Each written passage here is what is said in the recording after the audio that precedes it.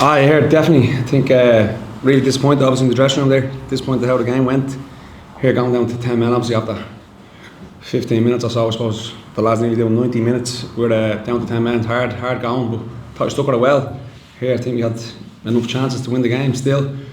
And I suppose the 2 goals that we've conceded in the last 2 games, I suppose the luck has gone against us really.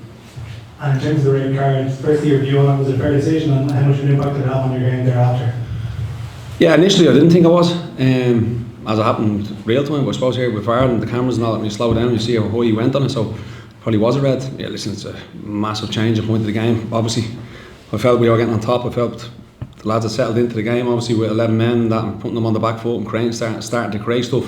So here to go down to 10 men in Europe for, as I said, I think with the added time and stuff like that, they're probably looking at nearly 90 minutes. Yeah, I stuck at it, set it out really well. Don't think we gave up too many chances, had a couple of crosses and stuff like that. So obviously to concede the goal we did with like sort of double deflection was a killer really, and the chances we had still to not score, it's really disappointing. Yeah, the big one I suppose is for Meatball in the first half. If that goes in, could be a different game. Yeah, of course, listen, you're down to 10 men. We went 4-3-2, I think initially, because I think you always have to have an out ball with 2 up top, and we did that. And here that was the plan really, I suppose, to stay like that, and obviously create a little bit of chaos in their back line, which happened. It's a big chance, obviously he knows it. So, but then off the back of that, even coming in half time, felt we were in decent enough shape really. I thought we were still going to have chances in the second half, which we did, but we were unfortunate we didn't take one obviously, and then they do it with no G. Just finally for me, in terms of where it leaves you now with a point after 3 games, massive games to come, is the belief still there that you can try and get to knockout stages, or do they? Yeah, listen, well, obviously devastated where we stand because you play 3 games in Europe and you only get 1 point. I feel in the last 2 games definitely we're the better team, so to have that regret, it'll linger. But going on, as I said to the boys in there, here we have a few days off, we'll recharge, we have a training camp. I think I've said these before, man. I don't play football just to take part, you know what I mean? It's about going and winning games. It'll be the same going off to Alkmaar, there'll be a game plan to win. It's going to be a huge test. But here, one I'm already looking forward to. Joey, should James have been making a tackle like that in the position of the field that he was in? Listen, he obviously didn't mean it. I think the ball bounced up on him. Here, it's one of them things. I think his foot sort of probably rolled a little bit on the top of the ball, maybe a little bit. But here, it's one of them things. I suppose you're saying that, but at that moment, you're not thinking like that. If he's suspended now for the 3 matches, would you like to see him coming back to Shells next year? Is there any chance of that? Or? Nah, yeah, definitely. Listen, he's been great, and that doesn't change what happened there tonight. You know, he's been a great sign for us. He came in, been a great lad, and really bought into the football club, bought into living in Dublin. All the lads, the club, the fan base, everything with that. He's been a great sign. So here, that doesn't change anything from getting set off there tonight. How do you deal with a player like Meatball? He misses a big chance like that in a European game. Like, it could have really changed the match for you tonight. Yeah, of course, he knows it. So I mean, he doesn't need me to tell him. It was a big chance, but here we had other chances as well. Second half, I felt here a couple of corners and all that in the post, and I had the ball didn't go in the back of the net.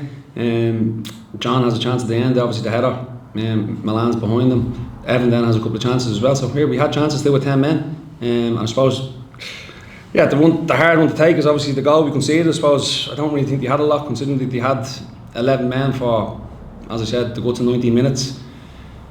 To have a couple of posh shots and stuff like that, balls across the box, to get done with the goal we did is a sickener. Yeah, you did the same against Enfield, you went down to 10 to play with 2 attackers still up front. Do you think that kind of helped you tonight? Yeah, no, definitely. Listen, I think, we swung at the start, we went 4-3-2, we wanted to cause that little bit of chaos. I think they were a little bit unsure of it, but then at times you sometimes had to go into that sort of 4-4-1. But you need an out ball, you know, and we did have that, I felt, at times. But as I said, we are down to 10 men, 15-20 minutes, not too, sometimes it's okay, like, but when you're doing it for as long as the lads done it there tonight, I thought they really stuck at it. And here that little bit of luck went for them again tonight and didn't go for us.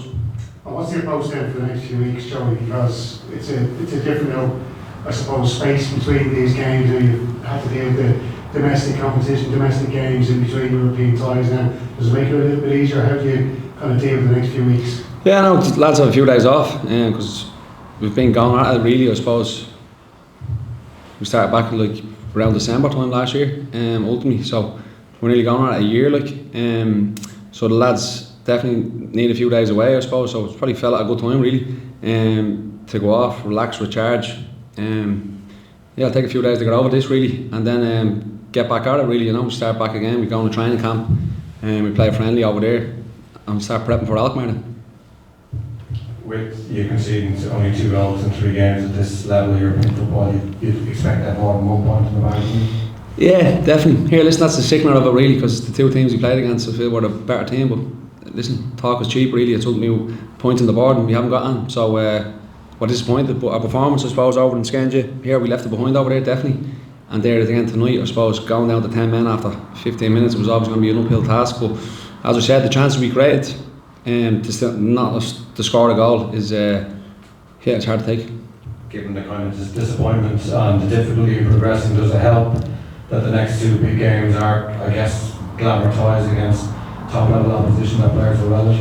Yeah, listen, I haven't really thought about it, I suppose. In that sense, the lads are obviously thinking about tonight and where that leaves us. Disappointment to win the game. Here, it's about progress, and obviously, that disappointment when you're coming up against a team in Europe, and here you feel you left it behind a little bit. I think we feel that over the last 2 games, and that's what lingers really. Sometimes you can play in Europe, and I know myself, it's levels. Sometimes you come up against a better team, better players. That's what football's about, and certain levels you can't reach, and then sometimes that's okay. But I feel the last 2 games, it hasn't been that beat us.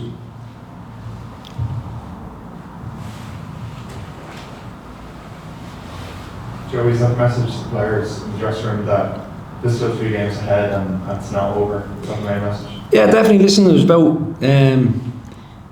I suppose, getting over, like having a few days, enjoying themselves, relaxing, and then getting back at it. As I said to them, here, the games that we're playing, the teams we're playing against, stuff you dream of as a kid, and it's great. It's great to be involved in. Here, obviously, I'm disappointed now, but over the next couple of days, that'll be the plan, obviously, to start watching Alkmaar and coming up with a game plan and prepping the lads and getting them ready and getting them motivated to go out in the game. And as I said, that's what football's all about for me. And it's I know where I'd rather be over the next few weeks. It's getting ready to play against the teams we're playing against and being away on a holiday.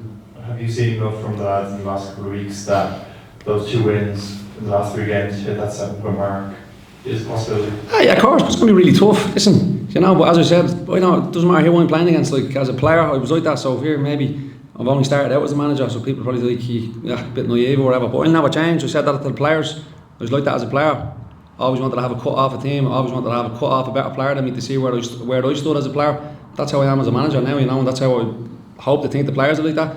It's a great game, obviously, to go over there. It's obviously a really tough game, really good opposition. But here, it's going to be one that I'm sure they're all really, really looking forward to, and ultimately it's about going over there and putting in a performance that you're proud of. And as you said, here, look at there tonight, what happened, the change in the game, after a red card, anything can happen in football. Thanks, folks. That's us. Cheers.